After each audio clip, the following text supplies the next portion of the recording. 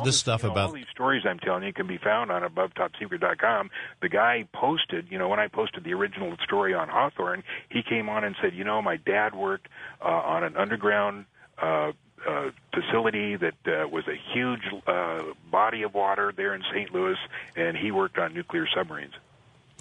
I don't have trouble believing the idea that we could have secret satellites up there or space stations. I mean, that's technically feasible. A lot of folks don't want to believe about UFOs or whatever. That is something we could do. What I don't understand is why there's no way to detect it. Shouldn't someone have access to that information to be able to say, aha, we see it up there? No, well, yeah, you can see the space stations. There's many photos of them filmed that a guy took in Santa Monica. I think they call him Santa Monica John, and that's not me. And he had a telescope that would track satellites, and what he did is he followed them, and they're amazing satellites. I mean, and this stuff is on, you can get it on YouTube or AboveTopSecret.com, but there's got to be at least 10 different film clips of these huge space stations, orbiting Earth.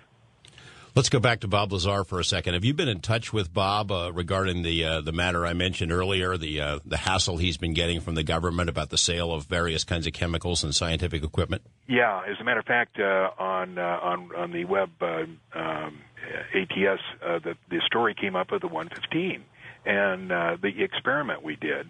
And I was trying to tell him how we did it, and I forgot what we used in the bell jar for the gamma, alpha, and beta rays, and I emailed him, and he said it was thorium oxide, and also he emailed me that I'm not sure whether it was the same CBS production, but I saw one of them that had a real good production on what he does and how science is falling behind, and it's really not falling behind. I mean, our secret government is so far ahead that people just wouldn't believe what we're doing now. Well, just to bring the listeners up to date who may not know the story, Element 115 is what Bob Lazar claimed back in 1989 is the fuel used to power flying saucers that our government somehow acquired from some other race. And Lazar had said that he had a piece of it for a time period, and he even conducted some experiments that John Lear witnessed and which I have on videotape. And one of these days I got to find that tape for you, John. Yeah, listen, all you guys, hear what George Knapp says? He has the videotape. That might have been a mistake, huh? But have you been in touch with Bob about the legal difficulties he's undergoing with regard to what he sells on his company? Yeah, he just had the court case and finished that up, and now he's being real careful. But, some of the people that post say that the stuff that he got busted for is ridiculous. Everybody uses that stuff. It's not dangerous at all. What was the end result? Did he get punished? Yeah, I think he got $7,500 fine and 2 years probation. And is he not allowed to sell that stuff anymore? No. Oh, okay. No, they're clamping down on all that stuff. Let's talk briefly about Area 52. I mentioned it in regard to the wild horses that died up there, but I'm also working on some stories about what goes on out at that place.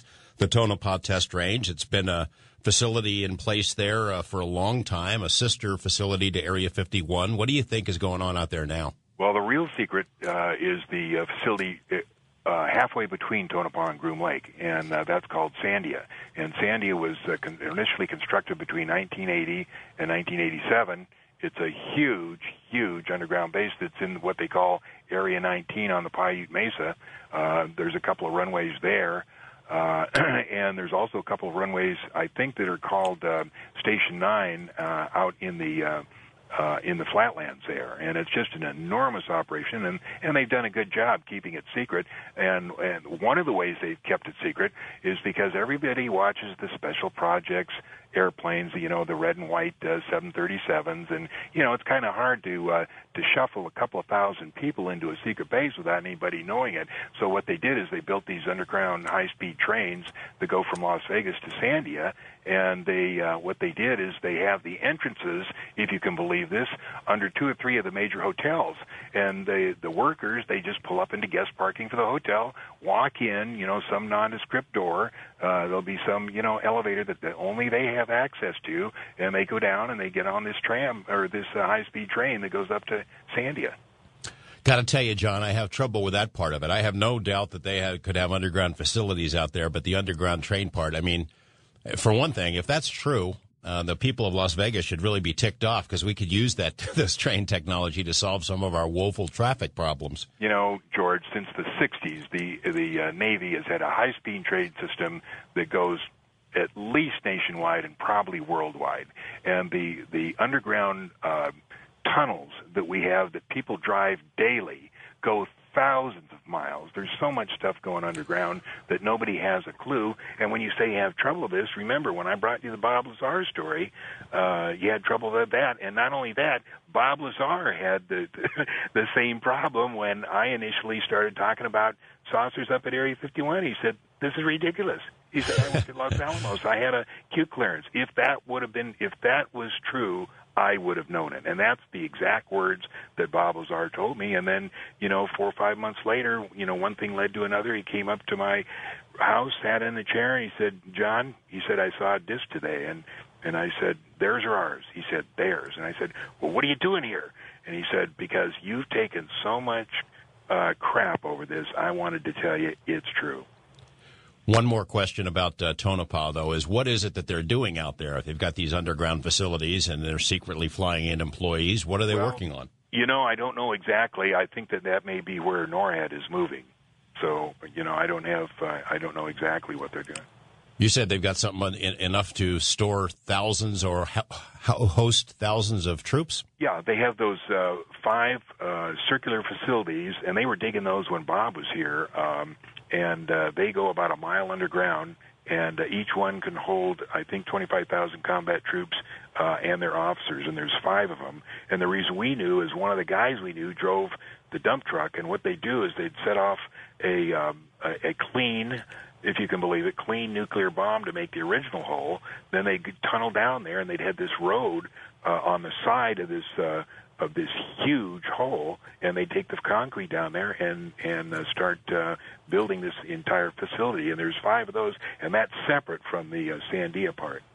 Years ago, before the world knew about the stealth fighter, you and Jim Goodall and John Andrews used to go up to Tonopah, sit around outside the fence, pull out your lawn chair, and watch for it, because the people of Tonopah had been seeing these things flying in the sky for a long time. They kept their mouths shut. You guys found out about it, and you saw them, didn't you? Yeah, we went out there with our lawn chairs and Diet Pepsi, and it was usually at sunset because they didn't fly during the day. And once the security guards came up and they said, "Hey, you guys can't be there," and we said, "Sure we can. This is BLM land." And the guards would come over and say, "Well, now, wait a minute, we'll have to see some ID." And so we showed him our ID, and I heard him talking to his little radio phone there, and he said, "It's okay, it's only Lear and Goodall." But, it shows that secrets can and are kept. Absolutely, positively. There are so many secrets. It's just really interesting.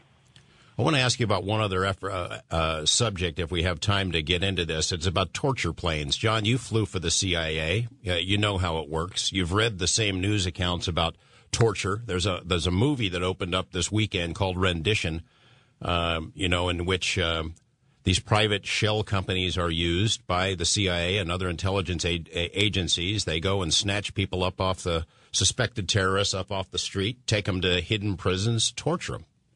What do you make of that? Well, I don't doubt it at all. I've been out of the business for, I've been out of flying for 7 years, and I haven't done anything for the agency since 1983. But, that stuff goes on. Just the idea of America being the nation of the good guys, does it bother you? Or you think there's practical uses for that? No, there's no practical uses. The whole war on terrorism is a scam. It never happened. It was all stuff that we did to ourselves. It doesn't exist. It's a perpetuation of the original report in 1960, the report from Iron Mountain, that the economy can only be sustained on a wartime basis. And so we have to create wars, and that's the only reason we did this.